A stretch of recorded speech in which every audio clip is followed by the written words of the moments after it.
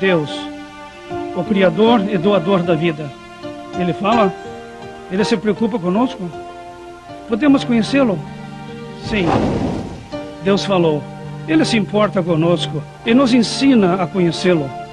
Há 3.500 anos atrás, Deus escolheu alguns homens para que escrevessem o que Ele dizia. Por 1.500 anos, Deus continuou a falar e 40 homens registraram suas mensagens. Os primeiros registros foram chamados de as leis e os profetas. Tudo o que Deus falou foi escrito em pergaminhos e suas palavras ficaram conhecidas como as Escrituras. Estes registros são conhecidos hoje como a Bíblia e nos falam sobre Deus e de quanto Ele ama todas as pessoas do mundo. Esta é a história de Deus.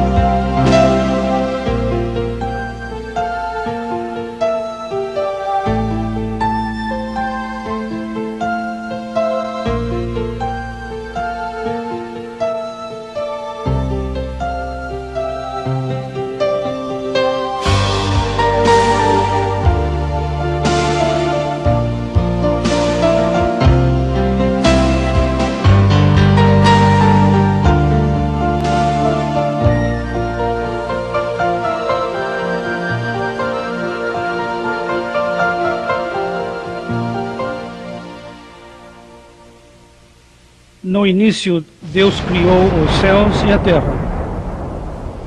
A terra era sem forma, vazia, escura e coberta de águas.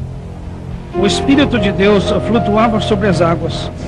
E Deus disse: haja luz, e ela apareceu. Deus viu que a luz era boa.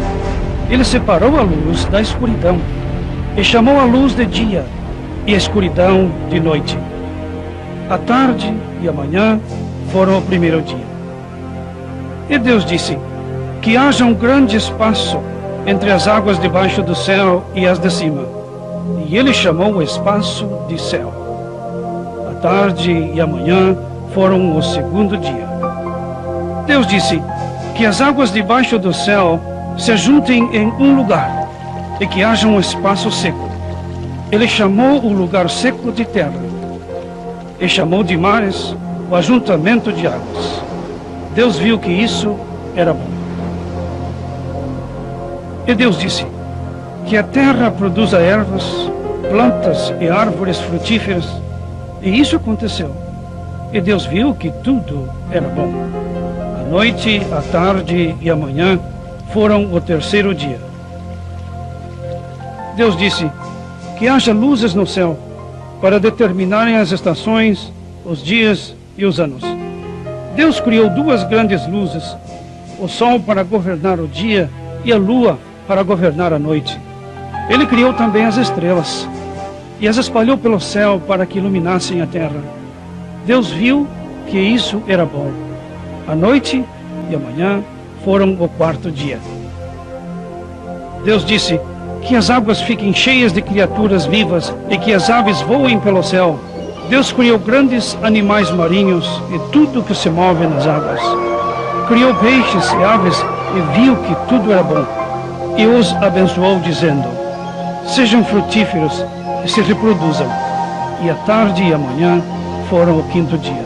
Deus disse: que a terra se encha de criaturas vivas.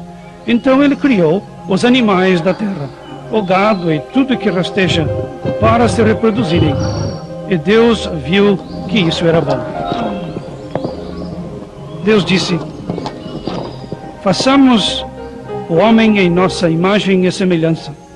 E o Senhor formou o homem do pó da terra e assoprou em suas narinas o sopro da vida. E o homem tornou-se uma alma vivente. Assim Deus criou o homem em sua imagem. Homem e mulher os criou. Deus chamou o primeiro homem de Adão. Mais tarde, Adão chamou a mulher de Eva.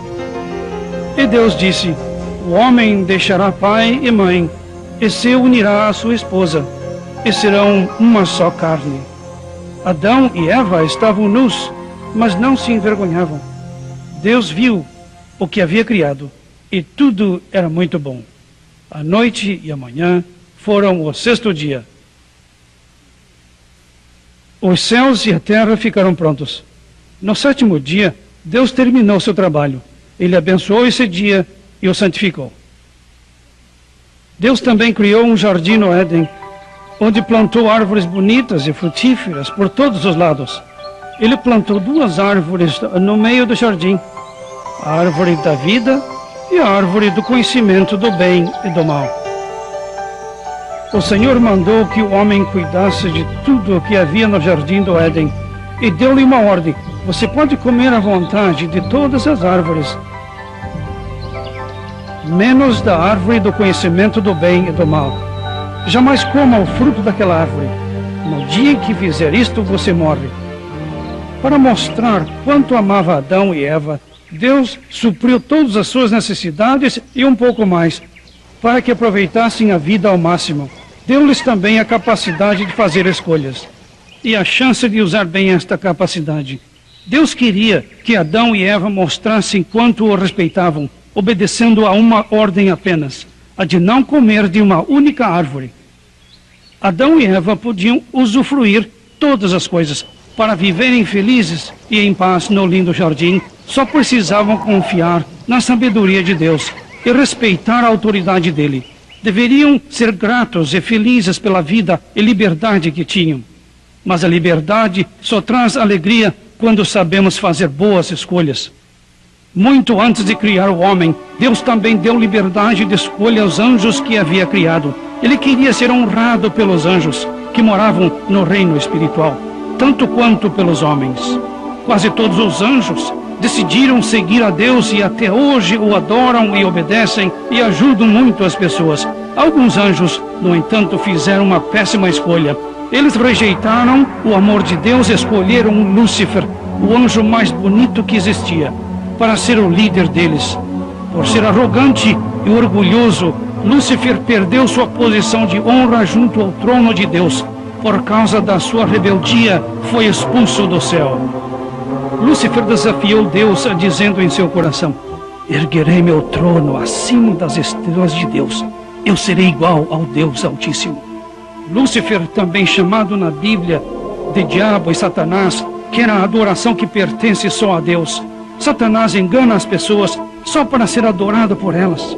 Ele chega até mesmo a se disfarçar de anjo de luz, mas suas mentiras e religiões falsas causam dor, sofrimento e destruição. Então Deus disse a Lúcifer: você vai ser lançado nas profundezas do inferno. No lindo e recém-criado jardim onde Adão e Eva moravam, Satanás, disfarçado de serpente, encontrou-se com Eva. Esta serpente era mais astuta do que todos os animais que Deus havia criado. Ela perguntou a Eva: você tem certeza que Deus disse para vocês não comerem de nenhuma árvore do jardim? A mulher respondeu: podemos comer de todas as árvores, menos a do que está no meio do jardim, porque Deus avisou: se comerem daquela árvore, vão morrer. A serpente disse: vocês não morrerão. Deus sabe que no dia em que comerem dessa árvore, seus olhos vão se abrir e vocês serão iguais a Ele e verão a diferença entre o bem e o mal. A Bíblia afirma que Satanás é o pai da mentira e, claro, tentou enganar a mulher e inventou mentiras sobre Deus. Quando a mulher viu que as frutas daquela árvore pareciam tão saborosas, eram muito bonitas e a deixariam muito sábia, ela pegou uma, comeu e ofereceu para seu marido, que estava ali pertinho, e ele também comeu. Imediatamente seus olhos se abriram e seu espírito morreu. Eles perceberam que estavam nus e ficaram envergonhados. Então juntaram folhas de figo e improvisaram uma roupa. Quando ouviram a voz de Deus no jardim, no frescor da tarde, Adão e Eva se esconderam entre as árvores. Eles haviam morrido espiritualmente e não estavam mais em comunhão com o Senhor, pois confiaram em si mesmos e não em Deus. Deus então chamou: Adão, onde você está? Adão respondeu: ouvi sua voz no jardim e fiquei com medo porque eu estava nu, então me escondi. Deus perguntou: quem lhe contou que você estava nu? Você comeu da árvore proibida? Adão respondeu: a mulher que o Senhor me deu me ofereceu a fruta e eu comi. O Senhor perguntou a Eva: o que você fez? Ela respondeu: a serpente me enganou e eu comi a fruta. Então Deus disse à serpente: por causa disso você será maldita entre todos os animais e vai passar o resto da vida rastejando e comendo pó. Vou causar inimizade entre você e a mulher, e o descendente dela esmagará sua cabeça. Essa é a primeira vez que a Bíblia fala sobre a vinda do Salvador, nascido de mulher, para derrotar o diabo. Deus disse a Eva: vou aumentar seu sofrimento. Você vai sentir muitas dores quando tiver filhos e será governada por seu marido. E Deus disse a Adão: você deu ouvidos à sua mulher e comeu da árvore proibida. Por isso a terra será amaldiçoada e pelo resto da vida você vai ter que trabalhar duro para poder comer.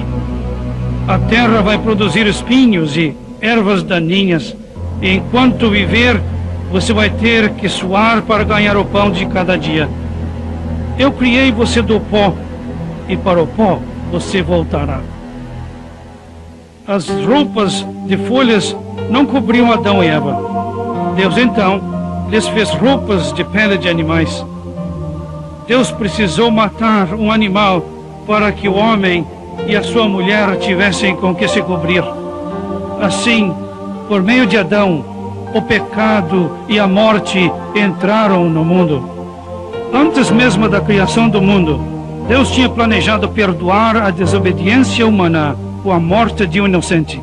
Ele sabia que as pessoas, sendo tolas, rejeitariam suas orientações e tentariam ser donas de suas vidas, mas fracassariam. Deus chama essa rejeição de pecado. No entanto, por amar o mundo, Deus planejou enviar um Salvador que morreria para que todos fossem perdoados de seus pecados. Deus expulsou Adão e Eva do jardim do Éden e colocou anjos, chamados querubins, ao leste do jardim, e pôs uma espada flamejante que se virava em todas as direções para guardar a árvore da vida. No momento em que Adão pecou, todas as pessoas foram condenadas à morte. Mas na história de Deus, a esperança nunca morre. Eva ficou grávida e, ao dar luz ao menino, disse: o Senhor me deu um filho homem. Ela deu à criança o nome de Caim. Depois Eva teve outro filho, Abel. Abel decidiu ser pastor de ovelhas e Caim escolheu ser lavrador. Num dia escolhido por Deus, Caim reuniu alguns produtos de sua lavoura e ofereceu-os ao Senhor. Abel, no entanto, ofereceu uma ovelhinha. Deus aceitou alegremente a oferta de Abel, mas rejeitou a de Caim. Caim ficou muito zangado e Deus lhe perguntou: por que você está com tanta raiva? Deus lembrou a Caim que o sacrifício precisava ser feito com a morte de um animal. Assim como as folhas de figo não puderam cobrir o pecado de Adão e Eva, um sacrifício feito com plantas e legumes sem sangue também não podia perdoar os pecados. Deus explicou a Caim que ele tinha sido rebelde ao não oferecer um animal para sacrifício, pois não havia adorado conforme as orientações dele. A Bíblia diz que Abel confiava em Deus, mas Caim não confiava. Deus deixa bem claro na Bíblia que sem derramamento de sangue não há perdão de pecados. No entanto, Caim se recusou a obedecer a Deus e não sacrificou um animal. Ao contrário, jogou a culpa em Abel, seu irmão. Quando estavam no campo, Caim atacou e matou Abel. Deus perguntou a Caim: onde está o seu irmão? Caim respondeu: não sei. Por acaso eu tenho que cuidar dele? Deus insistiu: o que você fez? O sangue de seu irmão clama a mim. Você vai ser amaldiçoado na terra encharcada com o sangue de Abel, sangue derramado por suas mãos. Caim se afastou da presença do Senhor. Sua rebeldia contra Deus causou o primeiro assassinato do mundo e a primeira divisão em família. Com o tempo, os descendentes de Adão e Eva começaram a povoar a terra. Ao ver que a maldade humana estava por todos os lugares e que as pessoas só pensavam em coisas ruins, Deus ficou triste e disse: eu mesmo criei a raça humana, mas agora vou destruí-la.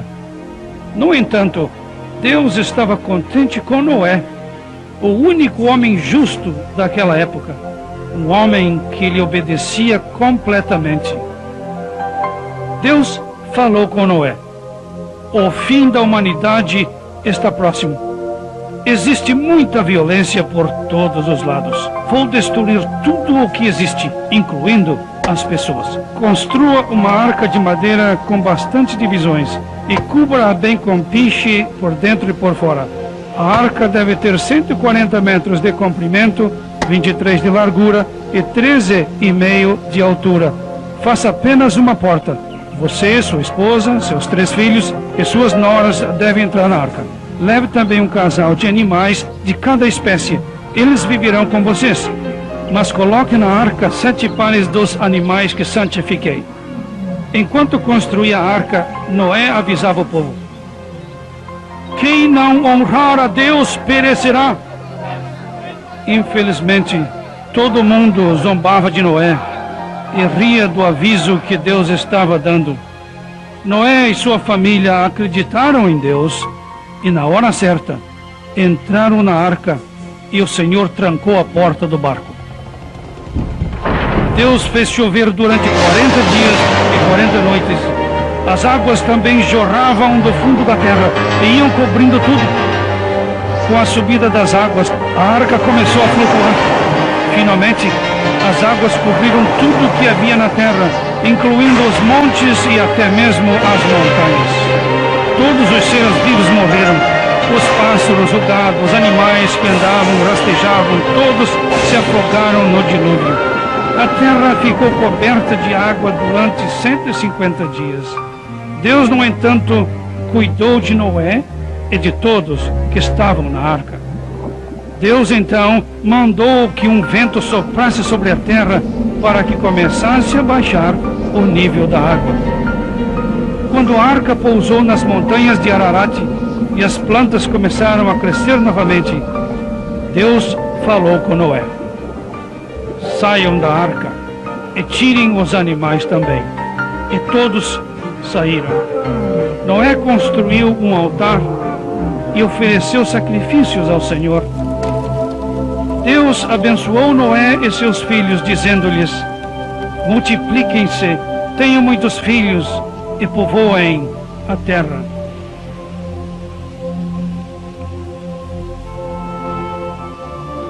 Continuem a comer plantas e comecem a se alimentar de carne de animais. Quem matar outro ser humano deve ser morto, porque Deus fez o homem em sua imagem e semelhança. Deus prometeu a Noé: estou fazendo uma aliança com você e com seus descendentes. Nunca mais a terra será destruída por um dilúvio. Esta promessa será selada com um arco no céu. Sempre que chover, você e eu veremos o arco-íris e eu me lembrarei do que prometi. Muito tempo depois do dilúvio, quando todo mundo ainda falava a mesma língua, muitas pessoas foram habitar nas planícies do Oriente. Certo dia, eles decidiram o seguinte: Vamos construir uma cidade em uma torre. Seremos famosos e não nos separaremos uns dos outros. Isso foi uma desobediência direta às ordens de Deus para que se espalhassem e povoassem a terra. Além do mais, a torre que planejavam construir seria um lugar de adoração ao sol, lua e às estrelas. Eles decidiram adorar a criação e não o Criador. Deus viu a cidade e a torre que estavam sendo construídas e disse: o povo é um só, e todos falam a mesma língua. Assim podem fazer tudo o que quiserem. Vamos descer e confundir suas palavras. Assim um não vai entender o que o outro está dizendo. E foi o que o Senhor fez. E a construção parou. Aquela cidade recebeu o nome de Babel, que significa confusão, pois foi ali que Deus criou diferentes idiomas, obrigando o povo a se espalhar pela terra.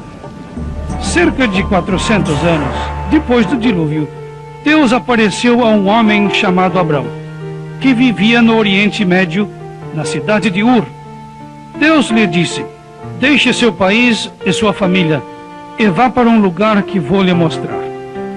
Farei de você uma grande nação, e seu nome será muito conhecido.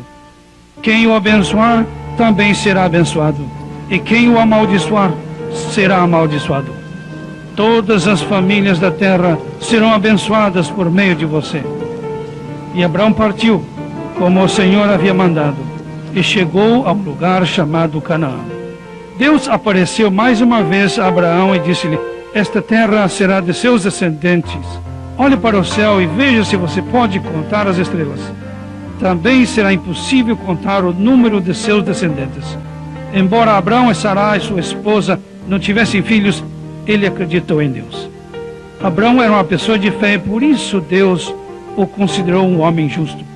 Abrão perguntou: Senhor Deus, como posso ter certeza de que esta terra será minha? Deus respondeu: vai acontecer o seguinte: seus descendentes viverão 400 anos num país estrangeiro, onde serão maltratados e escravizados. Porém, mais tarde, eu julgarei aquele país. Só na 4ª geração é que seus descendentes ficarão livres.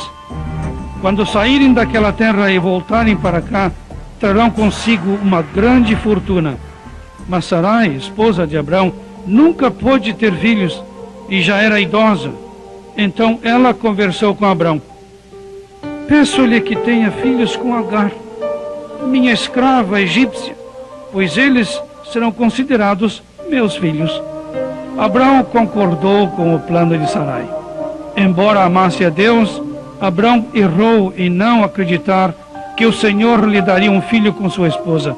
O filho de Abrão e Agar foi chamado de Ismael. 13 anos depois, quando Abraão tinha 99 anos, o Senhor lhe apareceu de novo e disse: eu sou o Deus poderoso, ande na minha presença. Estou mudando o seu nome para Abraão, que significa pai de multitudes, e o nome de sua esposa será mudado para Sara, que significa princesa. Abençoarei sua esposa e ela terá um filho seu, e será mãe de nações. Então Abraão implorou ao Senhor: que Ismael viva diante de ti. Deus lhe respondeu: atenderei seu pedido e abençoarei Ismael. Multiplicarei os descendentes dele e farei dele uma grande nação. Deus cumpriu sua promessa a Abraão, pois Ismael deu origem aos países árabes. Deus continuou: mas será com o filho de Sara e com os descendentes dele que farei uma aliança eterna. Algum tempo depois, Sara deu luz a um filho que foi chamado de Isaque. Quando Isaque já era grande, o Senhor pediu que Abraão provasse quanto o amava. Deus o chamou: Abraão, estou aqui. Ele respondeu. Deus lhe ordenou: pegue seu filho, seu único filho Isaque, a quem você tanto ama, e vá para a terra de Moriá. Eu indicarei o monte onde você deverá sacrificar Isaque como oferta queimada. No dia seguinte, bem cedo, Abraão levantou-se e chamou Isaque. como Deus lhe havia ordenado, e partiram. No terceiro dia de caminhada, Abraão olhou adiante e viu o lugar indicado pelo Senhor. E pegou a lenha do sacrifício e deu-a para Isaque carregar. Abraão pegou uma tocha, uma faca, e os dois subiram ao monte juntos. Isaque perguntou: Pai, nós temos o fogo e a lenha, mas onde está o cordeiro para o sacrifício? Abraão respondeu: Meu filho, Deus proverá um cordeiro para a oferta queimada. Os dois subiram até o lugar indicado por Deus. Abraão construiu um altar e arrumou a lenha. Depois amarrou Isaque e o deitou sobre a lenha no altar. A seguir, Abraão pegou a faca e preparou-se para matar o filho. Neste exato momento, um anjo do Senhor gritou do céu: Abraão, Abraão, eis-me aqui. Ele respondeu. O Senhor disse: Não faça nada a Isaque. Agora tenho certeza que você me ama acima de tudo, pois não poupou seu único filho. Abraão levantou a cabeça e, olhando para trás, viu um carneiro com chifres presos numa moita. Abraão pegou o animal e o sacrificou em lugar de seu filho. A Bíblia diz que Abraão sabia que Deus cumpriria as suas promessas em relação a Isaque, nem que fosse preciso ressuscitá-lo dos mortos. Porque Abraão tinha fé em Deus, o Senhor lhe prometeu: Vou abençoar muito você. Seus descendentes serão tão numerosos quanto as estrelas do céu. Todas as nações da terra serão abençoadas por meio de seu filho, porque você me obedeceu. Abraão ficou muito alegre, pois entendeu que o Salvador, prometido há muito tempo lá no jardim, seria descendente dele. O teste que Deus fez com Abraão também ilustrou como Deus, o Pai Celeste, um dia ofereceria seu único e amado filho em sacrifício a favor do mundo todo. Mais tarde, Isaque se casou e teve filhos gêmeos, Esaú e Jacó. Mais tarde, Deus mudou o nome de Jacó para Israel, e ele foi escolhido para dar continuação à descendência prometida. Jacó teve 12 filhos. Um deles, José, foi vendido como escravo pelos próprios irmãos. Mas a providência divina fez com que ele se tornasse governador do Egito, e José trabalhou ao lado do poderoso faraó. José era um homem de Deus e perdoou seus irmãos. Quando houve uma grande fome no mundo, ele chamou todos os seus parentes para morarem no Egito. Assim, 70 descendentes de Abraão, Isaque e Jacó, conhecidos como os filhos de Israel, mudaram-se para o Egito, onde mais tarde seriam escravizados, exatamente como Deus havia dito a Abraão. Os filhos de Israel tiveram muitos filhos e povoaram o Egito. Mas outro faraó, que não tinha conhecido José, começou a ficar preocupado e foi conversar com seu povo. Olhem, os filhos de Israel, esses hebreus, são mais numerosos que nós. Precisamos ficar atentos. Se permitirmos que continuem a se multiplicar, eles poderão se juntar ao inimigo e lutar contra nós, caso entremos numa guerra. Os egípcios então decidiram escravizar os hebreus. Os feitores cruéis sobrecarregaram os filhos de Israel com um trabalho muito pesado. No entanto, quanto mais maltratados, mais o povo crescia. O faraó então chamou as parteiras dos hebreus e deu-lhes uma ordem: quando as hebreias tiverem meninas, deixem as crianças viverem. Porém, matem todos os meninos que nascerem daqui por diante. Uma mulher hebreia escondeu o filho recém-nascido durante 3 meses. Depois disso, já não dava mais. Assim, ela colocou o bebê numa cesta vedada com piche e colocou-o na beira do rio. Quando a filha de Faraó foi tomar banho, ela viu a cesta no meio das plantas e foi olhar. Ao ver o bebê chorando, a princesa sentiu pena dele e disse: esta criança é filha de um dos hebreus. Ela levou o nenê para casa e criou-o como se fosse seu próprio filho. A princesa deu o nome de Moisés, que significa tirada das águas. Como filho da princesa, ele herdaria o trono egípcio e toda a sua riqueza. Quando Moisés ficou adulto, ele foi visitar seus parentes hebreus, que ainda eram escravos. Enquanto observava o sofrimento deles, Moisés viu um egípcio batendo num hebreu. Quando achou que ninguém estava olhando, ele matou o egípcio e escondeu o corpo na areia. No entanto, O faraó ficou sabendo da morte do egípcio e mandou que matassem Moisés. Moisés fugiu e foi viver em um lugar chamado Midian. 40 anos mais tarde, aquele faraó morreu. Os filhos de Israel choravam na escravidão. Deus ouviu o lamento deles e decidiu cumprir a promessa feita a Abraão, Isaque e Jacó. Moisés havia se tornado pastor de ovelhas. Um dia, quando estava cuidando do rebanho, no deserto, o anjo do Senhor lhe apareceu no meio de um arbusto que estava em chamas. Uma coisa incrível acontecia. O arbusto estava pegando fogo, mas não se queimava. Moisés pensou: tenho que descobrir por que o arbusto, mesmo em chamas, não se queima todo. Ao se aproximar, Deus o chamou do meio do arbusto. Moisés, Moisés. Estou aqui, respondeu Moisés. Deus avisou: não chegue mais perto. Tire as sandálias do pé, pois você está pisando em terra santa. Sou o Deus de seus pais, o Deus de Abraão, de Isaque e de Jacó. Moisés escondeu o rosto, pois estava com medo de olhar para Deus. O Senhor disse mais: tenho visto as aflições do meu povo no Egito e ouvi seu lamento. Sei quanto tem sofrido. Vim libertá-los das mãos dos egípcios. Vou levá-los para uma terra boa, onde há muito leite e mel. Escute, Moisés, vou mandar você falar com o faraó e pedir-lhe que deixe meu povo, os filhos de Israel, sair do Egito. Moisés respondeu: quem sou eu para ir falar com o faraó? Não sou a pessoa certa para tirar o seu povo do Egito, Senhor.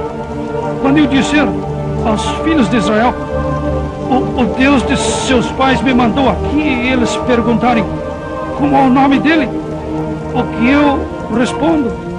Deus falou a Moisés: eu sou o que sou. Você vai dizer o seguinte aos filhos de Israel: eu sou, me mandou aqui. Moisés argumentou: meu Senhor, eu me confundo todo com as palavras. Não sei falar direito, eu gaguejo muito. Deus perguntou: quem fez a boca do homem? Não fui eu, o Senhor? Agora vá. Seu irmão Araão fala muito bem. Ele vai ser seu intérprete.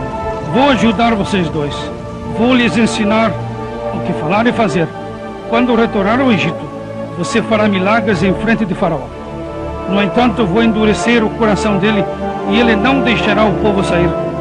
Você tem que dizer a Faraó: o Senhor disse: Israel, meu filho, meu primogênito, deixe meu filho ir me adorar. Se você não concordar com isso, eu vou matar o seu filho, o seu primogênito. Moisés e Arão foram falar com o Faraó e deram-lhe o recado de Deus. Eles disseram: o Senhor Deus de Israel disse: deixe meu povo ir. Mas Faraó respondeu: quem é esse Senhor para que eu obedeça e deixe os israelitas saírem? Não conheço o Senhor e não vou deixar o povo sair daqui. Assim Moisés falou com Deus: por que o Senhor me mandou lá? Fui conversar com Faraó em seu nome, mas o Senhor não libertou seu povo. Deus respondeu: eu sou o Senhor. Eu apareci a Abraão, a Isaque e a Jacó usando apenas o nome de Deus poderoso. Deus então explicou a Moisés que logo no Egito ele se revelaria como Jeová, o Salvador, e mostraria aos egípcios que deveriam adorar o único Deus verdadeiro, o Criador, e não o que ele havia criado. O Senhor disse a Moisés: volte a falar com Faraó. Pegue sua vara e estenda sua mão sobre as águas do Egito.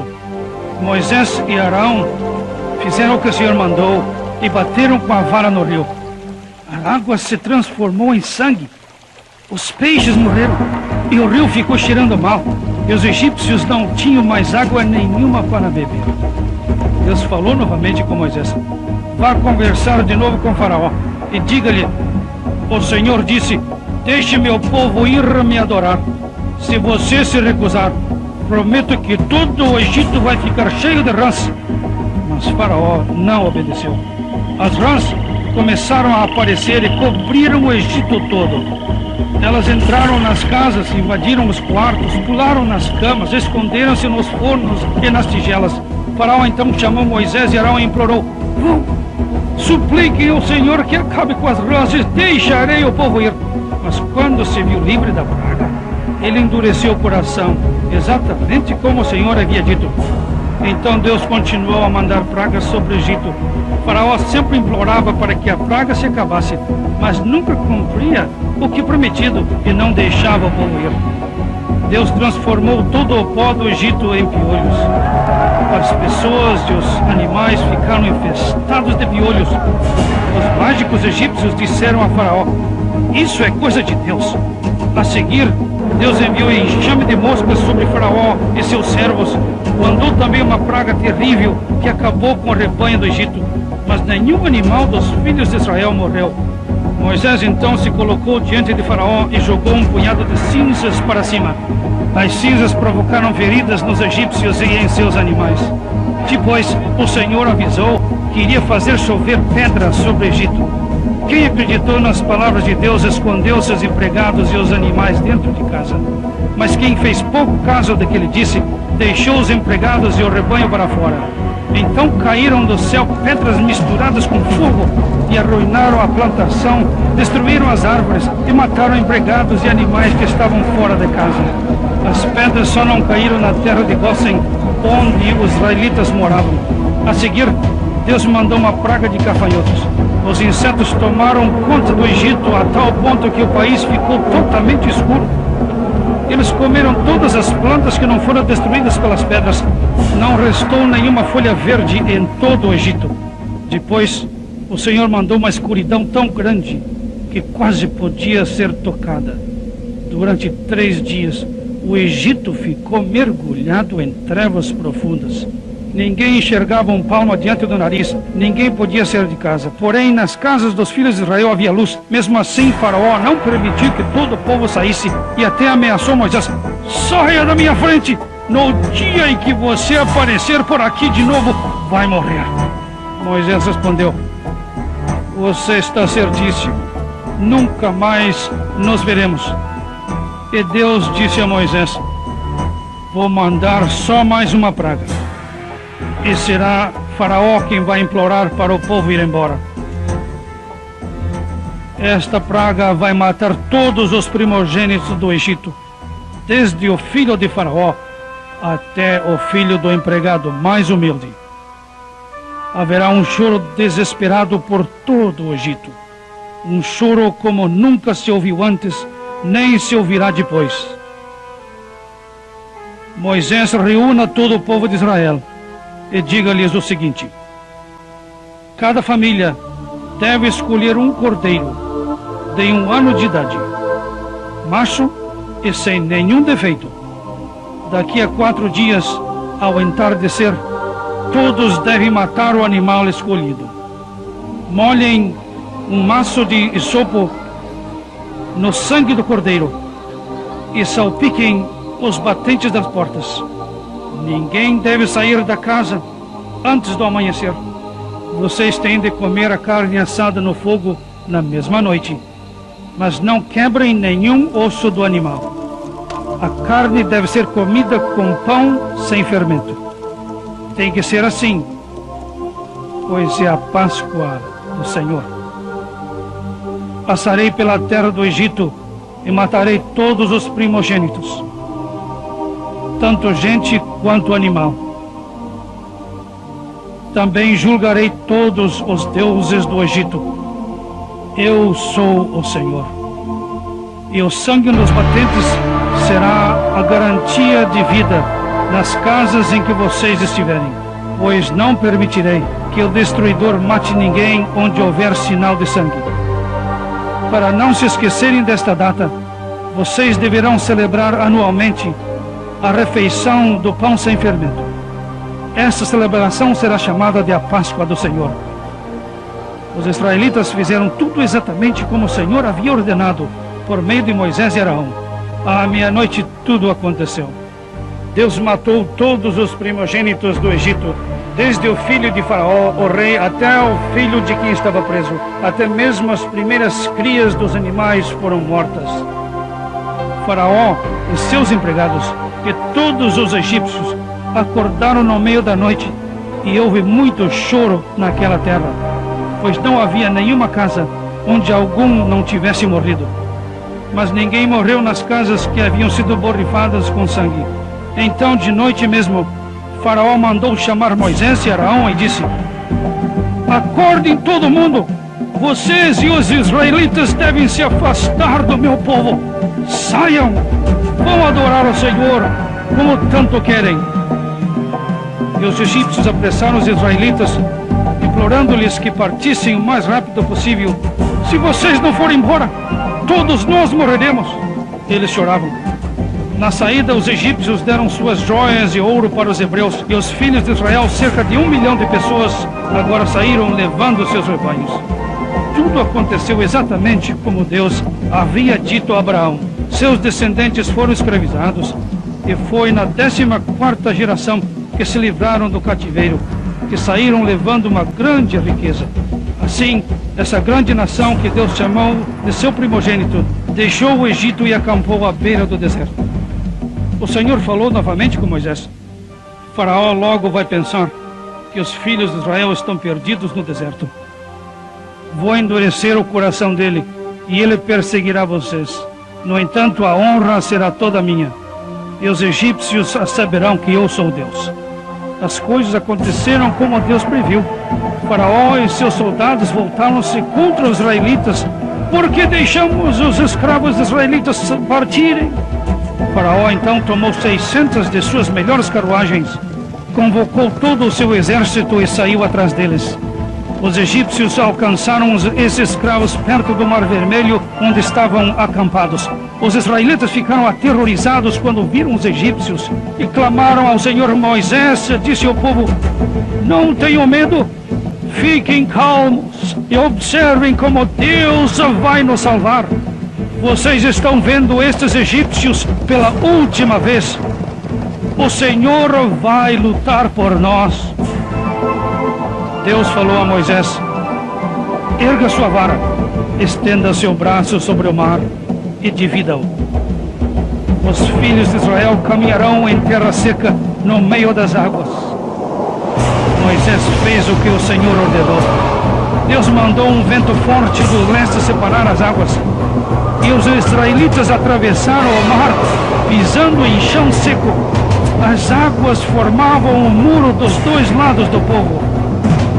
Todo o exército de Faraó, cavalos, carruagens e cavaleiros saíram perseguindo os israelitas pelo mar seco. Deus, porém, atrapalhou os soldados egípcios, fazendo com que as rodas das carruagens caíssem, impedindo que avançassem. Os egípcios entraram em pânico. Vamos fugir, pois o Senhor está lutando pelos israelitas. Deus falou com Moisés: estenda seu braço sobre o mar. Moisés estendeu o braço e o mar voltou ao lugar. Os egípcios tentaram escapar, mas Deus os derrotou no meio do mar. A água cobriu o exército do Faraó, suas carruagens, seus cavalos, tudo e todos foram destruídos. Mas os filhos de Israel atravessaram em terra seca para o outro lado. Quando os israelitas viram o grande milagre que o Senhor havia feito contra os egípcios, ficaram impressionados e reverenciaram a Deus, e acreditaram no Senhor e em Moisés, seu servo. No entanto, assim que ficaram livres dos egípcios, os israelitas se queixaram a Moisés: você nos trouxe para esse deserto para que morrêssemos. Não temos nem água e nem comida. Deus, em sua grande misericórdia, disse: prestem atenção, vou fazer cair o pão do céu. Todos os dias vocês se levantarão, recolherão os pães. E foi o que aconteceu. Os israelitas chamaram aquele pão de maná. Deus também providenciou água para o povo. Logo depois, os israelitas acamparam em volta de um monte no deserto de Sinai. De repente houve trovões e relâmpagos no monte. Uma nuvem espessa apareceu e ouviu-se o som de uma trombeta, um som tão alto que o povo estremeceu. E o Senhor, envolvido em fogo, desceu ao monte e o monte inteiro tremeu. Deus mandou que Moisés subisse ao topo do monte e disse-lhe o seguinte: eu sou o Senhor, seu Deus. Fui eu quem o tirei da terra do Egito, que o libertei da escravidão. E enquanto falava, o Senhor escrevia os 10 mandamentos numa tábua de pedra. Não adorem a nenhum outro Deus, só a mim. Não façam nenhum tipo de ídolo, nem adorem imagens. Não usem o nome do Senhor, o seu Deus, com falta de respeito. Lembrem-se que o sétimo dia é um dia santo de descanso. Honrem seu pai e sua mãe. Não matem. Não adulterem. Não roubem. Não inventem mentiras sobre as outras pessoas. Não cobicem a casa, nem as propriedades e nem a mulher do seu próximo. Com esses mandamentos, Deus deixou bem claro qual era o seu padrão de santidade. Ele também instruiu Moisés sobre o que deveria ser feito quando alguém desrespeitasse suas leis.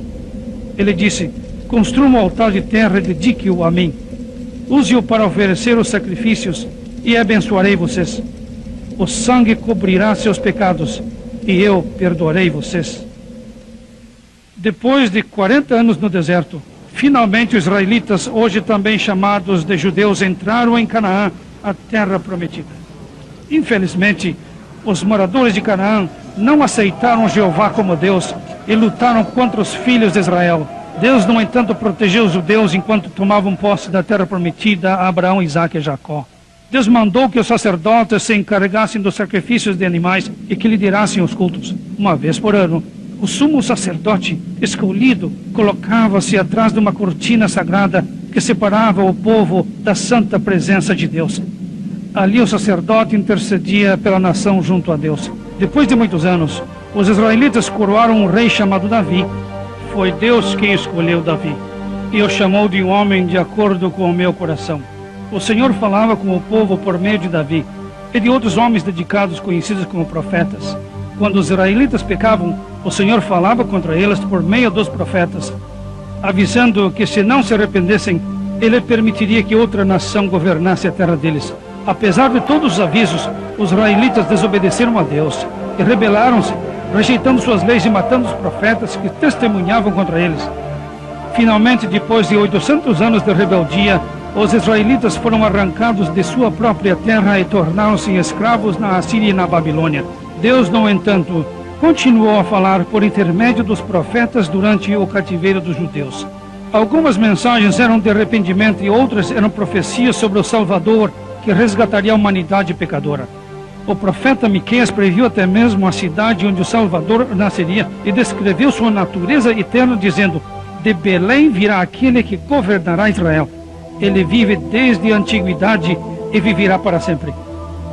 Deus também revelou que o Salvador seria um descendente do rei Davi. Por meio do profeta Malaquias, o Senhor descreveu um mensageiro especial que anunciaria a vinda do Salvador e prepararia o povo para recebê-lo. Zacarias profetizou: ó filha de Jerusalém, eis que seu rei se aproxima, ele é justo e traz salvação, humilde e vem montado num jumentinho. O rei Davi explicou que o próprio Salvador saberia com antecedência que um de seus amigos íntimos, que comia junto com ele, iria traí-lo. Zacarias chegou a revelar que o preço da traição seria 30 moedas de prata. Por intermédio do profeta Isaías, Deus revelou que o Salvador seria chicoteado e que cuspiriam no rosto dele. Davi descreveu como ele seria morto. Disse que os pés e as mãos do Salvador seriam perfurados, mas que nenhum de seus ossos seria quebrado. E que ele exclamaria: meu Deus, por que me desamparaste? Davi escreveu que os espectadores dariam risada, escarneceriam do Salvador, dizendo: ele acreditava que Deus o libertaria. Escreveu também que os ossos do Salvador seriam deslocados e que lhe dariam vinagre quando tivesse sede. Que os perseguidores do Salvador iriam dividir entre si as vestes dele e apostariam para ver quem ficaria com a sua túnica. Isaías disse que as pessoas ficariam impressionadas quando vissem como o rosto do Salvador estava desfigurado por causa das torturas sofridas. As profecias bíblicas afirmam que um dia os habitantes de Jerusalém, descendentes de Davi, olhariam para o Salvador a quem transpassariam. Tudo isto foi registrado nas Escrituras centenas de anos antes de o Salvador vir ao mundo. Após 70 anos de cativeiro, Deus permitiu que seu povo voltasse para Israel. Só um grupo pequeno decidiu regressar, mas tanto os judeus que voltaram como os que moravam em outros lugares continuaram a ser dirigidos por outras nações. 500 anos mais tarde, quando Roma governava Israel, dois jovens judeus, Maria e José, ambos descendentes do rei Davi, planejaram se casar. Mas antes que isto acontecesse, Maria ficou grávida por meio do Espírito Santo de Deus. Um anjo do Senhor apareceu a José num sonho e disse-lhe: José, não tenha medo de aceitar Maria como sua esposa, pois o nenê que ela espera foi concebido pelo Espírito Santo. Esta criança é o Filho de Deus. Quando o menino nascer, você vai lhe dar o nome de Jesus, que significa Salvador, porque ele salvará seu povo de seus pecados. Tudo aconteceu exatamente como o profeta Isaías havia previsto. O Senhor lhes dará um sinal. Eis que uma virgem dará à luz a um filho, e o nome dele será Emanuel, que significa Deus conosco. José e Maria precisaram ir a Belém para se recensear e pagar os impostos. Enquanto estavam lá, Maria deu luz ao seu primeiro filho, que foi chamado de Jesus. Assim, como foi profetizado, Jesus nasceu em Belém e era filho de um descendente do rei Davi. À noite, naquelas redondezas, alguns pastores tomavam conta de seus rebanhos. Um anjo do Senhor apareceu e a glória do Senhor brilhou ao redor dos pastores, que ficaram com muito medo. Mas o anjo disse: não tenham medo, pois tenho uma notícia maravilhosa para todas as pessoas. Hoje nasceu o Salvador, que é Cristo o Senhor. Jesus foi adquirindo conhecimento e a graça de Deus estava com ele. Jesus foi crescendo, tornando-se cada vez mais sábio e era amado por Deus e pelas pessoas. Quando Jesus estava com mais ou menos 30 anos, um homem chamado João Batista começou a pregar e a batizar no deserto, dizendo: arrependam-se, preparem-se para o Senhor. João era o mensageiro que os profetas tinham dito que anunciaria a vinda do Salvador. Jesus foi até ao rio Jordão para ser batizado por João.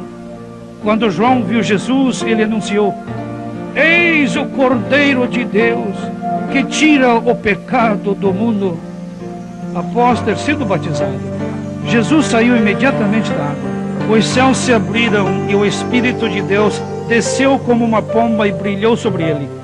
Uma voz vinda do céu declarou: este é o meu Filho amado, estou muito feliz com ele. Jesus passou 40 dias no deserto, e depois disto, Satanás, que havia conseguido enganar Eva no jardim do Éden, quis tentar Jesus, mas Jesus não pecou. Por fim, Satanás levou Jesus a um monte bem alto e mostrou-lhe todos os reinos do mundo com todas as suas riquezas e prometeu: eu lhe darei tudo isto se você se ajoelhar e adorar-me. Jesus respondeu: fique longe de mim, Satanás, porque Deus escreveu: vocês adorarão o Senhor seu Deus e só a Ele servirão. Enquanto estava no mundo, Jesus, o Filho de Deus, viveu em forma de homem e foi tentado do mesmo jeito que nós somos. No entanto, ele nunca pecou. Jesus foi bem sucedido naquilo em que Adão fracassou. Isto mostra que Jesus podia mesmo ser o Salvador da humanidade, o Cordeiro mandado por Deus. Jesus mostrou por várias maneiras, incluindo a realização de incontáveis milagres, que era o Salvador prometido. Numa festa de casamento, ele transformou água em vinho. Um dia ele curou um homem que era aleijado por 38 anos. Um leproso que precisava viver afastado de todo mundo viu Jesus e, ajoelhando-se, disse: o Senhor pode me curar, se querer. Jesus tocou no homem e falou: fique limpo. Imediatamente a lepra desapareceu. Em outra ocasião, Jesus fez um cego de nascença enxergar. Uma mulher que sofria de uma doença que os médicos não conseguiam curar tocou o manto de Jesus. Ele olhou para ela e disse: tudo bem, filha, sua fé curou você, vá em paz. Inúmeras pessoas com diferentes tipos de doenças foram levadas a Jesus e ele curou todas elas. Jesus escolheu 12 homens para que o seguissem. Ele lhes deu poder e autoridade sobre o mal. Os 12 discípulos foram enviados a pregar sobre o reino de Deus e a curar os enfermos. Jesus ficou conhecido por todos os lugares e grandes multidões se juntavam para ouvir seus ensinos e serem curadas também. Certa vez, 5.000 pessoas se reuniram e não tinham o que comer. Jesus pegou o lanche de um menino, pão e peixe, e fez uma oração. O lanche do garoto foi multiplicado de modo milagroso. Todas as pessoas foram alimentadas e ainda sobraram 12 cestos cheios. Mesmo assim, as pessoas continuavam pedindo mais provas de que Jesus tinha mesmo vindo de Deus. E disseram: nossos antepassados comeram maná lá no deserto. Está registrado nas Escrituras que ele mandou pão do céu para o povo comer. Jesus respondeu: o pão de Deus é aquele que veio do céu e dá vida ao mundo. Eles pediram: Senhor, dá-nos sempre deste pão. Jesus respondeu: eu sou o pão da vida. Quem vem a mim nunca terá fome. Quem crer em mim nunca terá sede. Jesus disse que sofreria muito e seria desprezado pelos líderes religiosos, que seria morto, mas ressuscitaria no terceiro dia. Muitos líderes religiosos e políticos rejeitaram os ensinos de Jesus. No entanto, um deles, um fariseu chamado Nicodemos, foi procurá-lo à noite, pois queria conhecer a verdade. Jesus explicou-lhe: se a pessoa não nascer de novo, não poderá ver o reino de Deus. Nicodemos perguntou: como um homem pode nascer de novo se já é velho? Ele poderá entrar no ventre de sua mãe pela segunda vez e nascer de novo? Jesus explicou: quem nasce da carne é carne, e quem nasce do Espírito é Espírito. Não fique admirado de eu ter dito que você precisa nascer de novo. Nicodemos perguntou: como pode acontecer isso? Jesus o repreendeu porque ele dava aulas de religião, mas não entendia as verdades espirituais. Então Jesus falou sobre o nascimento espiritual, dizendo: Deus amou tanto o mundo que deu seu único filho, para que todo aquele que nele crê não pereça, mas tenha a vida eterna. Deus não mandou seu filho para condenar o mundo, mas para salvar o mundo. A verdadeira condenação é a seguinte: a luz veio ao mundo. No entanto, as pessoas amaram mais as trevas do que a luz, pois faziam o que era errado. Quem crer no Filho tem a vida eterna. Quem não crer no Filho não viverá, mas a ira de Deus ficará sempre sobre ele. Finalmente, Nicodemos entendeu e creu. A uma mulher estrangeira, Jesus disse: quem beber a água que eu dou nunca mais terá sede.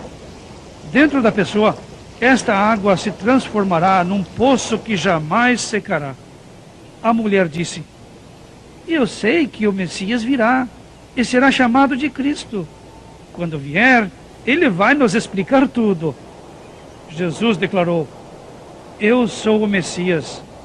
Mais tarde, Jesus falou com outras pessoas: se algum quiser me seguir, vai ter que negar a si mesmo. Qual a vantagem se uma pessoa conseguir muitas riquezas neste mundo, mas perder sua alma? Cuidado, não sejam gananciosos. A vida não é feita de bens materiais em grande quantidade. Onde estiver seus pertences, ali também o coração de vocês estará. Os sacerdotes principais e alguns líderes religiosos se reuniram para conversar. Temos que fazer alguma coisa. Este homem está fazendo muitos milagres. Se deixarmos que continue, todo mundo vai acreditar nele.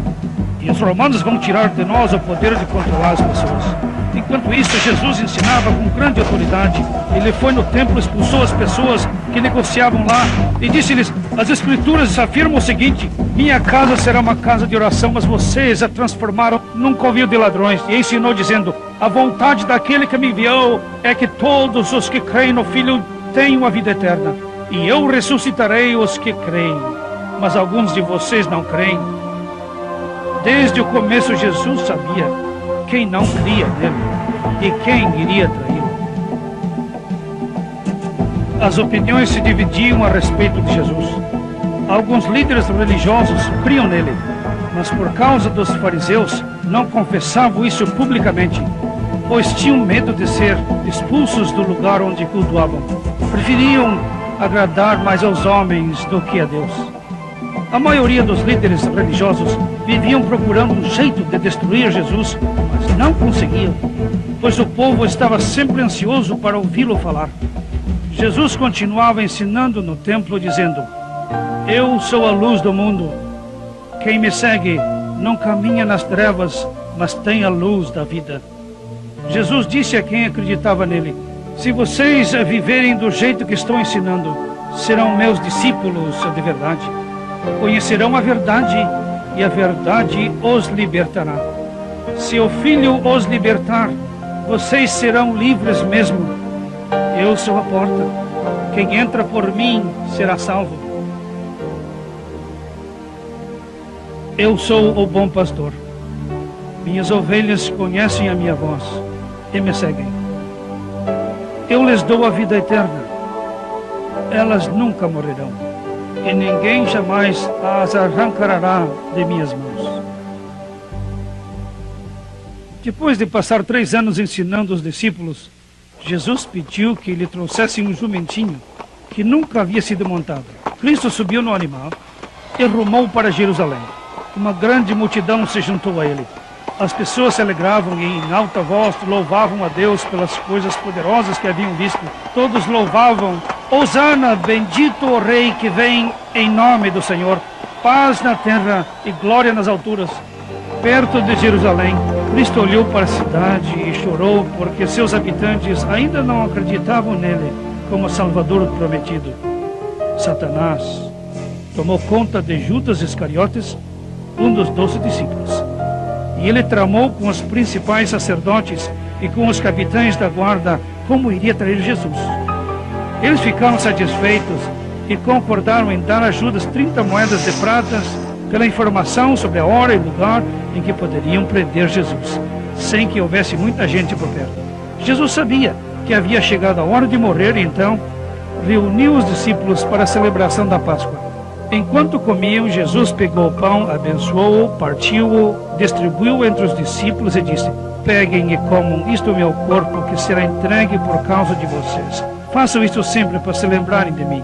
Depois Jesus pegou um cálice de vinho, orou agradecendo e passou entre os discípulos. Todos beberam. Jesus lhes disse: Este é o meu sangue, sangue da nova aliança, que é derramado em favor de muitos para o perdão dos pecados. Porém lhes digo que não beberei mais do fruto da vinha até o dia em que eu beberei junto com vocês no reino de meu Pai. Jesus disse: Não fiquem preocupados. Vocês creem em Deus, creiam também em mim. No reino de meu Pai há muitas mansões. Vou preparar um lugar para vocês lá. Depois que tudo estiver preparado, voltarei e levarei vocês para que morem lá comigo. Vocês sabem para onde eu estou indo e sabem como chegar lá. Tomás perguntou: Como podemos conhecer o caminho se não sabemos para onde o Senhor vai?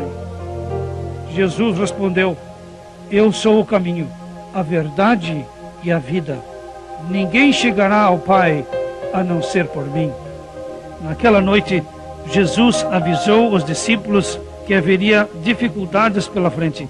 Se as pessoas odiarem vocês, lembrem-se que elas me odiaram primeiro.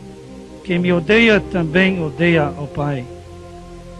Depois da ceia, Jesus foi orar num jardim chamado Getsemane. Os seus discípulos o acompanharam a um lugar afastado.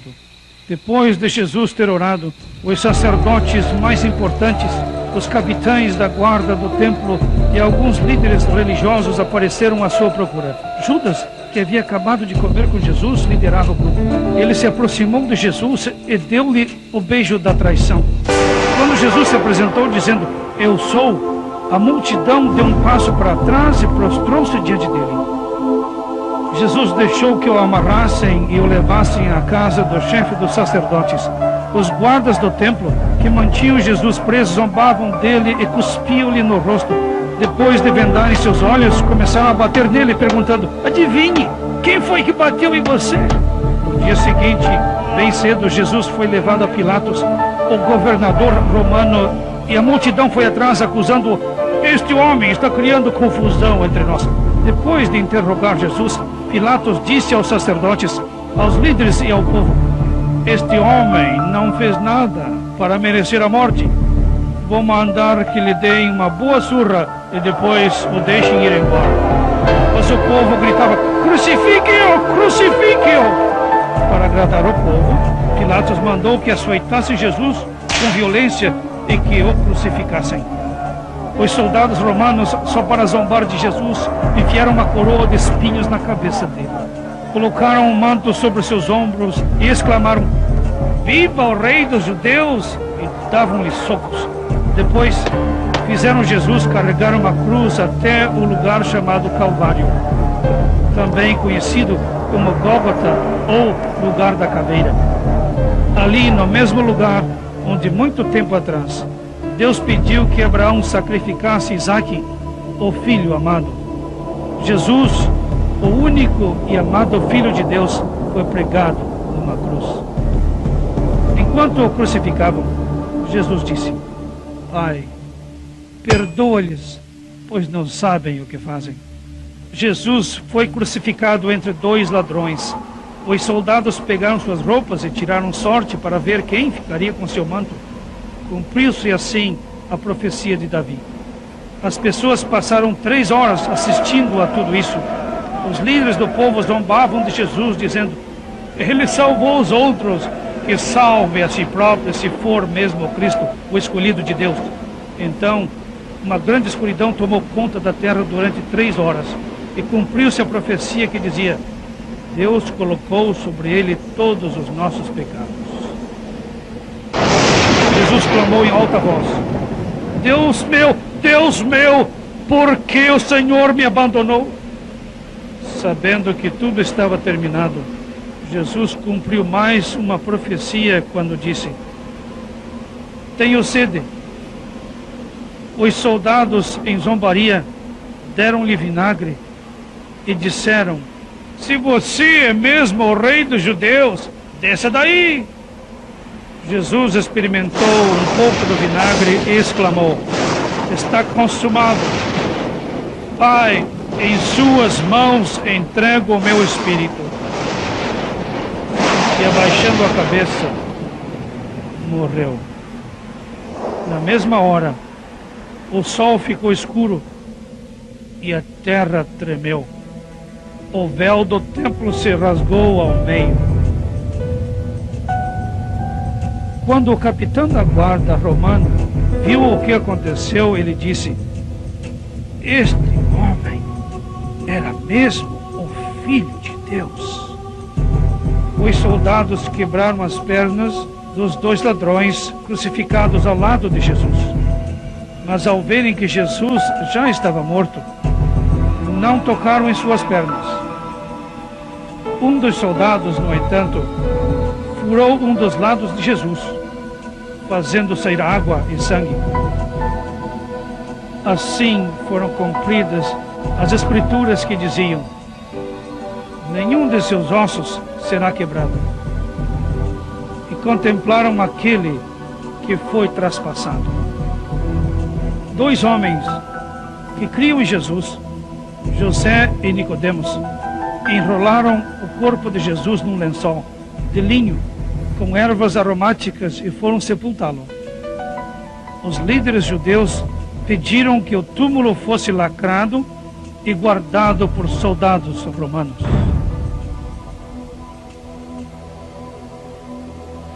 Três dias depois, houve um tremor de terra. E um anjo de Deus retirou a pedra que fechava a entrada do túmulo. Os soldados romanos fugiram apavorados. Alguns seguidores de Jesus ficaram muito confusos quando foram ao túmulo e viram que a pedra havia sido retirada. De repente, 2 homens com roupas muito brilhantes apareceram e perguntaram-lhes: Por que vocês estão procurando o vivo no meio dos mortos? Ele ressuscitou, não está mais aqui. Vocês não se lembram que ele disse que seria entregue nas mãos de homens pecadores, seria crucificado e no 3º dia ressuscitaria? As pessoas então se lembraram do que Jesus havia dito. Na tarde do mesmo dia, Jesus apareceu no meio dos discípulos e disse: Que a paz esteja com vocês. Os discípulos ficaram aterrorizados, pensando que fosse um fantasma. Então Jesus disse: olhem as minhas mãos e os meus pés, toquem em mim e vejam, fantasmas não são de carne e osso como eu sou. Tudo aconteceu exatamente do jeito que eu disse, pois todas as coisas que foram escritas a meu respeito na lei de Moisés, nos profetas e nos salmos precisavam acontecer. Jesus ajudou os discípulos a entenderem as Escrituras, dizendo-lhes: está escrito que o Cristo precisaria sofrer e ressuscitar dos mortos no terceiro dia, e que o arrependimento e o perdão dos pecados deveriam ser anunciados em nome dele pelo mundo todo. Vocês testemunharam todas estas coisas. Jesus apareceu a muitas pessoas, mostrando-lhes que estava vivo e provando de modo bem claro que havia ressuscitado. Ele deu uma ordem aos discípulos: preguem o evangelho por todo o mundo. Passados 40 dias, Jesus anunciou aos discípulos: vocês receberão o poder do Espírito Santo e falarão de mim a outras pessoas, tanto em Jerusalém como em toda a Judeia e Samaria e até aos confins da terra. Enquanto os discípulos olhavam, Jesus foi levado às alturas e uma nuvem o cobriu.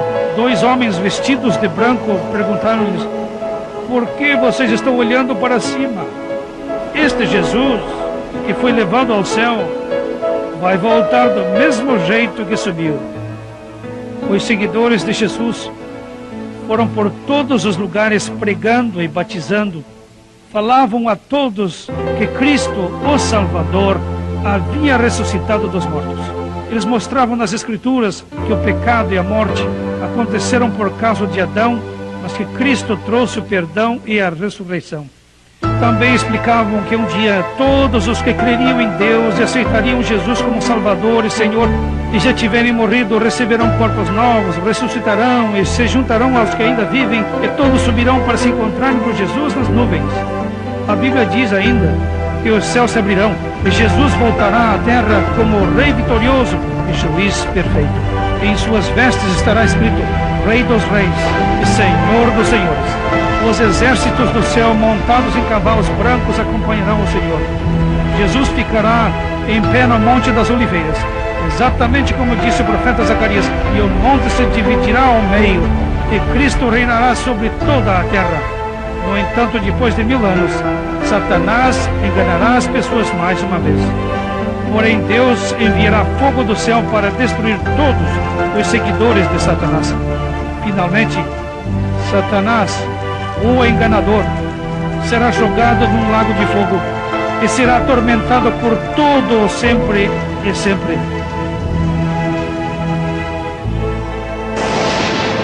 Então todos os mortos ficarão em pé diante de um trono branco, face a face com Deus. As pessoas cujos nomes não forem encontrados no livro da vida serão jogadas no lago de fogo. Mas o povo de Deus viverá com ele, num novo céu, numa nova terra, e Deus enxugará de seus olhos todas as lágrimas. A morte, o sofrimento e o choro deixarão de existir. Também não haverá mais dor. Todas estas coisas ficarão para trás. Não haverá necessidade de velas, nem de luz do sol, pois a glória de Deus e o Cordeiro serão a luz. E eles reinarão para sempre e sempre. A árvore da vida estará lá, e a maldição colocada sobre os seres humanos desaparecerá. Jesus diz: venham a mim todos os que têm sede, e bebam livremente da água da vida. Eu voltarei logo.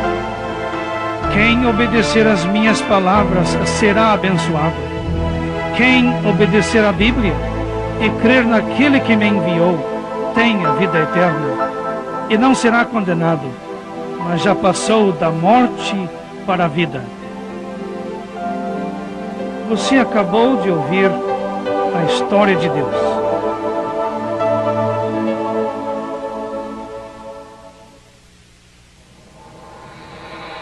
Como você viu, Deus, o Criador e doador da vida, preocupa-se conosco. Você também pode conhecê-lo e descobrir o plano maravilhoso que Ele tem para você. Mas Deus é santo e nos impõe algumas condições. Ele quer ser adorado como o único Deus de sua vida. Do mesmo modo que Adão e Eva deixaram de confiar em Deus e pecaram, também pecamos ao tentar viver sem Ele. A Bíblia diz que mesmo que você cumpra todos os mandamentos de Deus, continua sendo pecador e culpado diante dele. Você nunca alcançará o padrão de santidade de Deus, mesmo sendo muito religioso ou caridoso. Você está perdido e separado dele, mas Deus entende sua incapacidade e ama tanto você que mandou seu filho sofrer e morrer por seus pecados.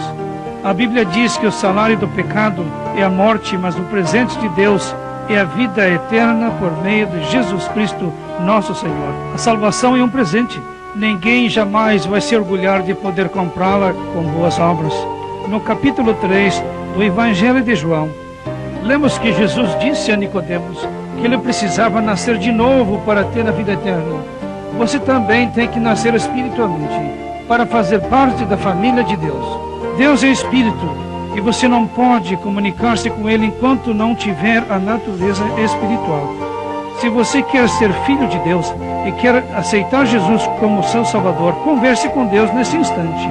Você pode orar assim: querido Senhor, reconheço que sou pecador e que me rebelei contra o Senhor. Obrigado por mandar Jesus morrer na cruz e receber o castigo pelos meus pecados. Quero que Ele entre em minha vida e seja o meu Salvador e Senhor. Obrigado, Jesus, por entrar em minha vida. Amém. Se você fez esta oração e quer saber mais sobre Deus, deve fazer 3 coisas. Primeira, falar sempre com Deus em oração. Ouvi-lo por meio da leitura da Bíblia. E segunda, encontrar uma igreja onde as pessoas amem a Deus e a sua palavra. Assim você o conhecerá a cada vez mais.